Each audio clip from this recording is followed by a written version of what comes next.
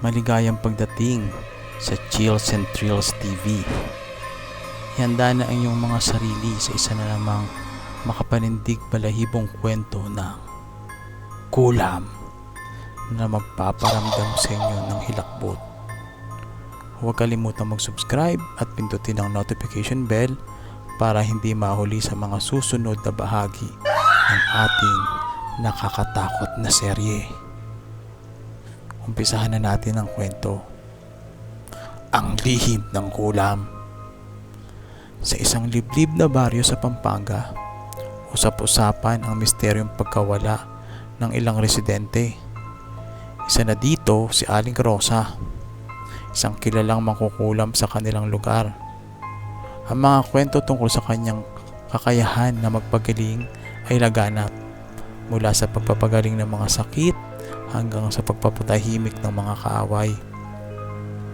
Ngunit hindi inasahan ng mga tao na siya'y bigla na lang maglalaho ng walang bakas. Sa kabila ng kanyang masamang reputasyon, maraming residente ang nagtatanong kung ano ang tunay na nangyari sa kanya. Isang araw, si Maria, isang dalagang mahilig sa kwento ng kababalaghan, ay nakatanggap ng liham mula sa hindi kilalang nagpapadala. Ang sulat ay may kasamang lumang larawan ni Aling Rosa at isang piraso ng itim na buhok. Nakasaad sa sulat, "Hanapin mo ang katotohanan. Ang kulam ay hindi pa tapos." Nang binasa ni Maria ang mensahe, sinabi niya sa sarili, "Ano kaya ang ibig sabihin nito? Paano ko matutuklasan ang katotohanan?" Sa kanyang pagsasaliksik, napag-alaman ni Maria na ang huling lugar na nakita si Aling Rosa ay sa lumang bahay nito na matagal nang iniiwasan ng mga tao.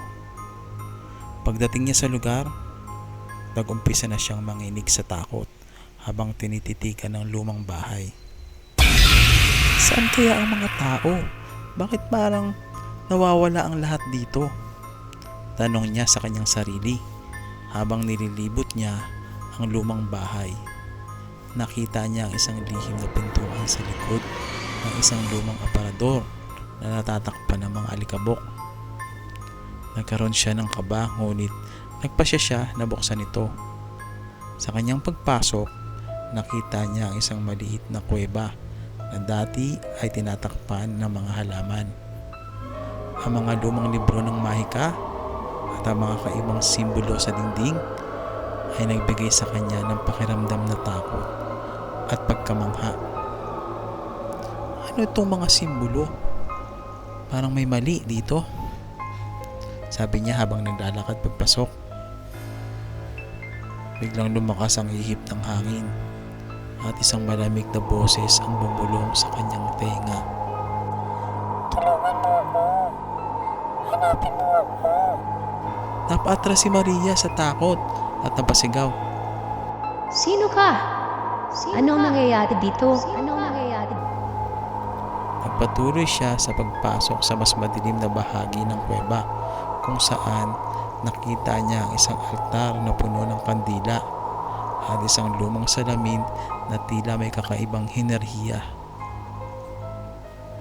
Nang tinitigan niya ang salamin, napansin niya na hindi niya refleksyon ang nakikita. Sa halip, isang lumang kwarto ang lumitaw. Isang kwarto na puno ng anino at mga boses na tila nagmumula sa ibang dimensyon. Hindi ito makatarungan. Bakit may ganito?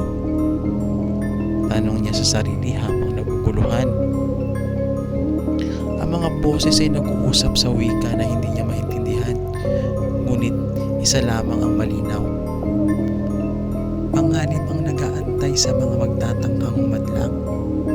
Habang naguguluhan, nararamdaman niya ang panganib at panginginig ng salamin na parang may nagtatangkang lumabas mula sa loob dito. Napasigaw siya. Anong ginagawa ko? Anong ginagawa nito? Ano ang mangyayari sa akin? Sa kanyang pagkataranta, napansin ni Maria ang isang maliit na sulat na nakaipit sa ilalim ng salamin. Nang binuksan niya ito, may nakasulat na mensahe. Bumalik ka sa bahay ni Aling Rosa tuwing kabilugan ng buwan. Doon mo lamang makikilala ang mga nawawalang kaluluwa.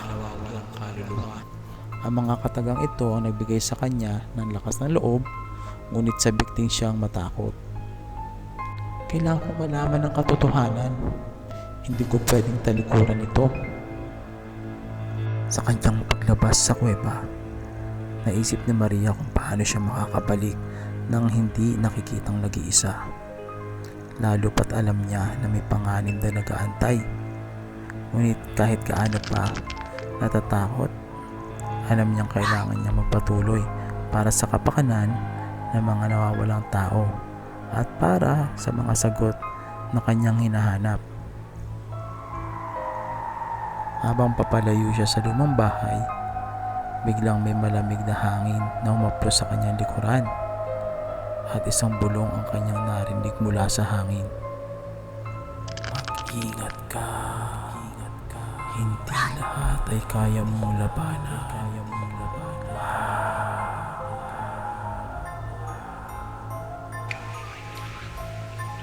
Handa ka na ba sa susunod na bahagi? Ano ang lihim na tinatago ng lumang salamin?